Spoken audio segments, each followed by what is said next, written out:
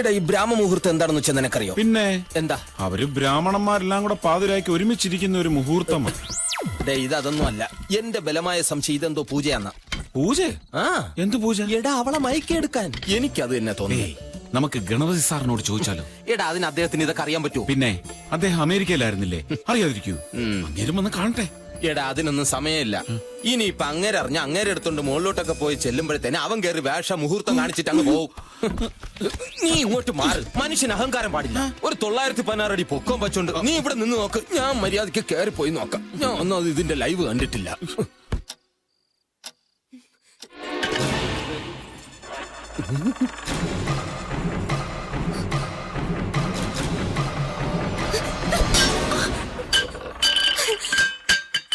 വെള്ളിക്കിണ്ണം തങ്ക കൈകളിൽ മുത്തു പുന്നകை அந்த கண்களில் வைரசிலைதானந்தன் பக்கத்தில் ராஜாவின் பார்வை ராணியின் பக்கம்.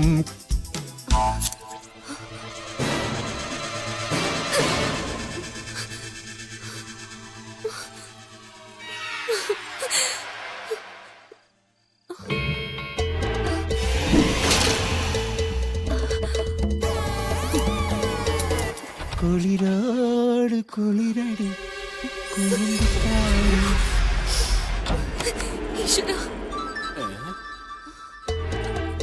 ഇതെവിടെ പോയത്? ഇപ്പൊ ശരിയാക്കി തരാടാ മണിയപ്പ. ഇതൊന്ന് കിട്ടിക്കോട്ടെ.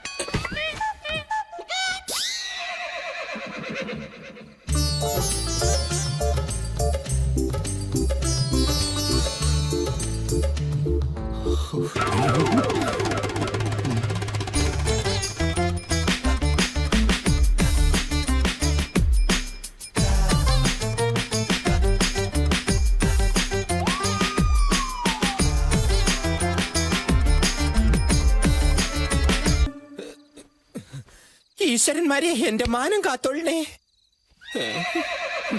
അയാളെ തെറ്റു പറഞ്ഞിട്ട് കാര്യമല്ല. ഇങ്ങനെ സാരി ഉടുത്ത ഏത് പുരുഷന്മാരാണ് ഇങ്ങനെ കാണിക്കാത്തത്? പണ്ടാരടങ്ങ് എന്താ വരുന്നു. ഈശ്വര, എന്റെ മാനം പോയത് തന്നെ.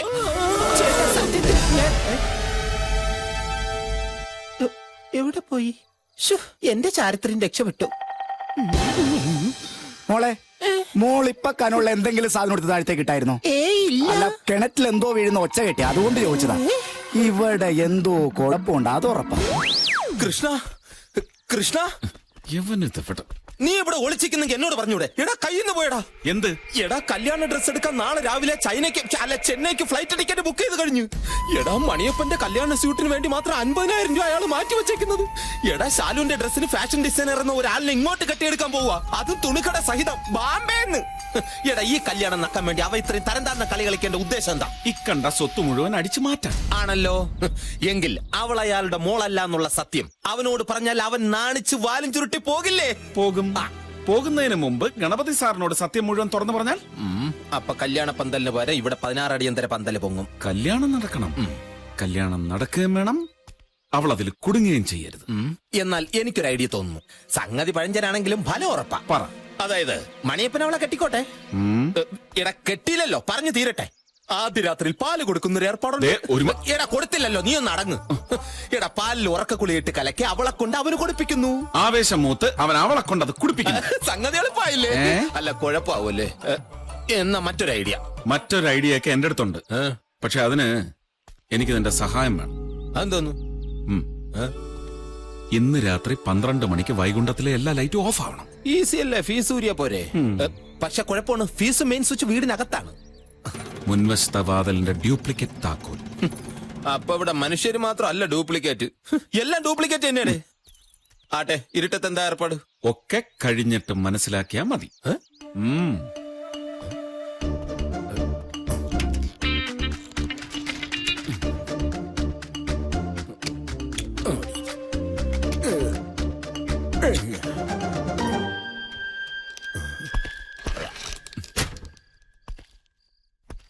ഞാനും ചെല്ലാം.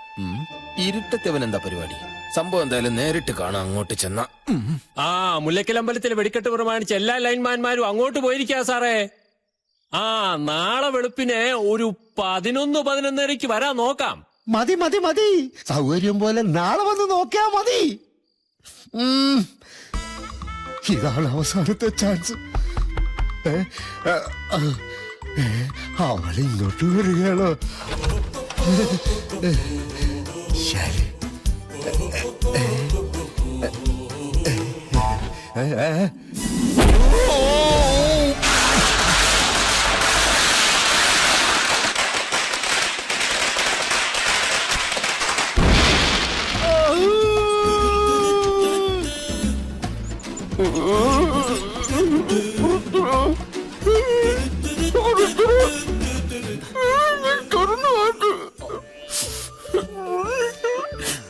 എന്നെ നീ ഇഞ്ച പരുവാക്കല്ലടാ. ഞാൻ എന്ത് തെറ്റടാ നിന്നോട് ചെയ്തത്? ഇടാ, നിന്റെ അടുത്ത് ഫ്യൂസ് ഊരാനല്ലേ പറഞ്ഞോളൂ. അടിക്കാൻ ഊങ്ങിയ കൈയുടെ ഇടയിലോട്ട് വന്ന് കയറാൻ ഞാൻ പറഞ്ഞോ? അനുഭവിച്ചോ?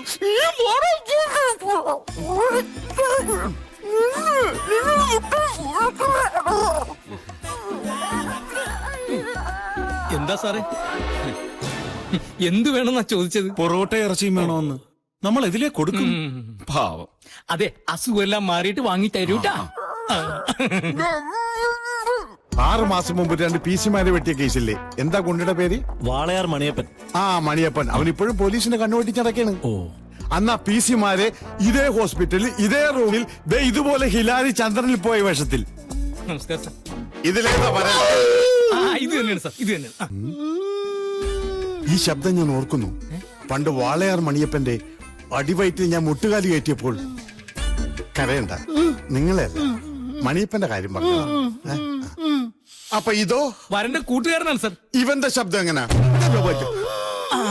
ഇതിനേക്കാൾ കുറച്ച് മുറിഞ്ഞു പോകും. എങ്കിൽ കൂട്ടുകാരന്റെ മൊഴി ആദ്യം എടുക്കാം. അയ്യോ സാർ, രണ്ടുപേരും വളരെ അവശ നിലയിലാണ്. ഈ ഒരു അവസ്ഥയിൽ ഒരു മൊഴിയെടുപ്പ് വേണോ? എടാ, ഡെഡ് ബോഡിയുടെ മൊഴിയെടുക്കുന്നവനാണ് പുതുവാള്. വെറുതെ.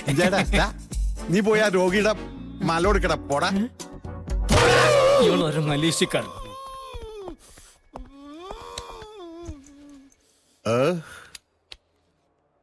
Hello hello, mic testing. എന്താ പേര്? പുൽപ്പരാജ് എന്നാണ് സാർ. നിന്നോട് ചോദിച്ചില്ല. ഓ, ആക്രമണം നടക്കുമ്പോൾ എത്ര മണിയായിട്ടുണ്ടാവും?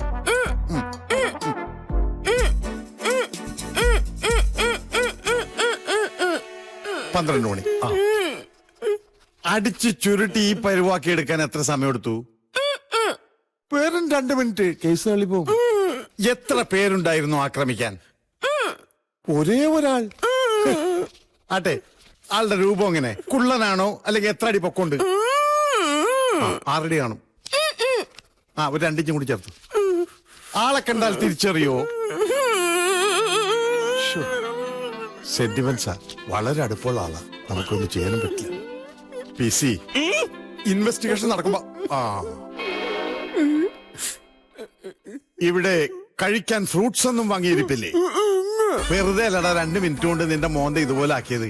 പണ്ടൊക്കെ ഞാൻ മൊഴിയെടുക്കാൻ വേണ്ടി പോകുമ്പോ എന്തോരോ ഫ്രൂട്ട്സ് പെറുക്കിക്കൊണ്ട് പോണെന്ന് അറിയോ? വെറുതെ അല്ല, മൊഴിയെടുപ്പ് എന്ന് പറയുമ്പോ ചാടി ഇറങ്ങി പോരും. കൊല്ലി ഞാൻ ഒരു ചെറുനാരങ്ങ പോലുമില്ല. എന്താ ഇത് ഭഗവാനെ? ഏത് കണ്ണ് ചോരയില്ലാത്തവന് ഈ കൊടുഞ്ചേരി ചെയ്തത്? ഇതിലേതാ ജയരാമൻ? അത് സാർ, ഇതാണ് ജയരാമൻ, അത് ഉൽപ്പല. അതേന്ന് പറയ. മതി മതി മതി മതി, താടിയെല്ലാം പൊട്ടിയിരിക്കുക. അതുകൊണ്ടാ വായും കൂടെ ചേർത്ത് ബാൻഡേജ് ചെയ്തിരിക്കുന്നത്. സാർ, ഇതെന്താ? ഇത് ആളെ തിരിച്ചറിയാൻ വേണ്ടി ഇപ്പൊ ഓർഡർ ചെയ്ത് ഉണ്ടാക്കിച്ചതാ. അല്ല കൃഷ്ണ, ഡെഡ് ബോഡി വെക്കുന്നവരാണ് വെക്കണേ. ഇച്ചിരി മാറ്റിവേ. ഇത് കല്യാണം മുടക്കാൻ വേണ്ടി ആരോ കരുതിക്കുട്ടി ചെയ്തതാണ്. കൃഷ്ണ, തോറ്റു കൊടുക്കുന്ന പ്രശ്നമില്ല. നിശ്ചയിച്ച മുഹൂർത്തത്തിൽ തന്നെ കല്യാണം നടത്തണം. സ്വന്തമായി കൈയും കാലും പോലും അനക്കാൻ വയ്യാത്ത ഈ അവസ്ഥയിൽ എന്ത് ചെയ്യണമെന്നാ സാറി പറയണേ? ഡോക്ടറെ, ഇന്റൻസീവ് കെയറിൽ നേരെ കതിർ മണ്ഡപത്തിൽ പോയി താലി കെട്ടിയ സംഭവം നമ്മുടെ നാട്ടിൽ ഉണ്ടായിട്ടില്ലേ? അങ്ങനെ ഒന്നാണ് ഇതെന്ന് കരുതിയാ മതി. പിന്നെ ജയറാമിന്റെ അച്ഛനോടും അമ്മയോടും പറയണ കാര്യം അത് ഞാൻ ഏറ്റു. അത് നമുക്ക് സാറിന്റെ ഓപ്പറേഷൻ ഒക്കെ കഴിഞ്ഞു വന്ന്. ഡോക്ടറെ, ഓപ്പറേഷൻ കഴിഞ്ഞാൽ ഞാൻ ജീവനോടെ ഉണ്ടാവുന്ന വല്ല ഉറപ്പുണ്ടോ? എനിക്ക് 100% ഉറപ്പുണ്ട്. എന്നാ എനിക്ക് ഉറപ്പില്ല. ജയരാമ മോനെ, നിനക്ക് എന്തെങ്കിലും ഒന്നും ഉണ്ടാമോടാ? ഈ അവസ്ഥയിൽ നിനക്ക് കല്യാണത്തിന് സമ്മതമാണെങ്കിൽ നീ വേദനിപ്പിക്കാതെ പതുക്കെ ഇങ്ങനെ ഒന്ന് ആട്ടിക്ക്. കണ്ടോ തലയാട്ടി. അതെ വേണ്ടാന്നാ തലയാട്ടിയത് അല്ലേ? അതെ ജയരാമൻ സാറിനും കാണത്തില്ലേ ആഗ്രഹം സൂട്ടും കോട്ടും ഇട്ട് കതിർമണ്ഡപത്തിൽ കയറി ഇരിക്കണമെന്ന്. പിന്നെ കല്യാണം എന്നൊക്കെ പറയുന്നത് ഒരാളുടെ ജീവിതത്തിൽ ആകെ ഒരു തവണയല്ലേ ഉണ്ടാവൂ. വന്നേ എന്റെ മുറിയിൽ പോയി വിശ്രമിക്കാം. നിർത്തിക്കേ എന്നാ മോനെ ദേ വീണ്ടും ആട്ടി. കണ്ടോ അവന് സമ്മതമാണ്. ഇനി ആരെന്ത് പറഞ്ഞാലും ശരി, ഒക്ടോബർ 2 ജയരാമൻ എന്റെ മോളുടെ കഴുത്തിൽ താലി കെട്ടിയിരിക്കും. മോളെ